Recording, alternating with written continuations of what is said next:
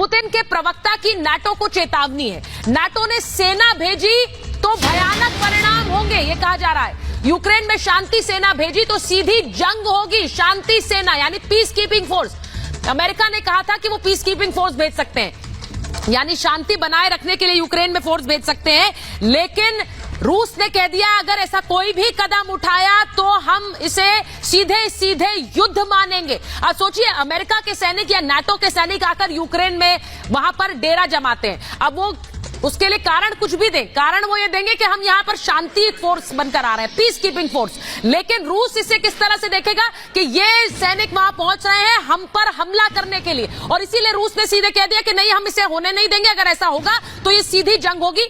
मैं एक बार सीधी जंग होगी ये भी कह रहे हैं रूस। तो मैं आपको एक बार ये भी बताती हूं, मैं तस्वीर भी एक दिखा रही हूं, उसके बाद मैं आ रही हूं कर्नल नैन आपके पास। जो मिसाइलें दागी जा रही हैं वो तस्वीरें हमारे पास जो वहां से आ रही हैं, ये देखिए, ये कैसे रूस मिसाइल दाग रहा है उसकी तस्वीरें हैं। ये एक एक करके आप देखिए, पहली मिसाइल दागी गई यानी अपने गंतव्य पर उसे हिट किया गया। ये जो किस तरह से मिसाइल लॉन्चर से मिसाइल लॉन्च हो रही है, दूसरी मिसाइल है जो मैं दिखा रही हूं। देखिए एक एक करके किस तरह से मिसाइल दागी जा रही। मैंने आपको रूस के वो अस्त्र दिखाए जिनका इस्तेमाल इस युद्ध में हो रहा। तीसरी मिसाइल दागी जाएगी। देखिए ये फुल फ्रेम दिखाइए जरा तस्वीरें। थर्ड मिसाइल दागी गई। ये तस्वीरें हैं इस वक्त जो युद्ध के मैदान से आ रही है। रूस लगातार ये मिसाइलें दाग रहा है और यूक्रेन को निशाना बना रहा है, लेकिन ये भी कह रहा है कि हमारे और यूक्रेन के बीच का युद्ध है। अगर कोई तीसरा देश आता है, किसी भी तरह का कोई पीस कीपिंग फोर्स भी आती है, तो हम इसे सीधा जंग मानेंगे।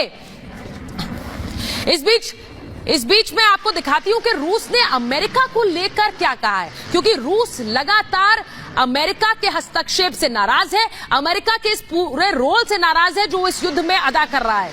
मैं आपको बताती हूं कि किस तरह से रूस का कहना है कि चौधरी बनने की चाहत में है अमेरिका।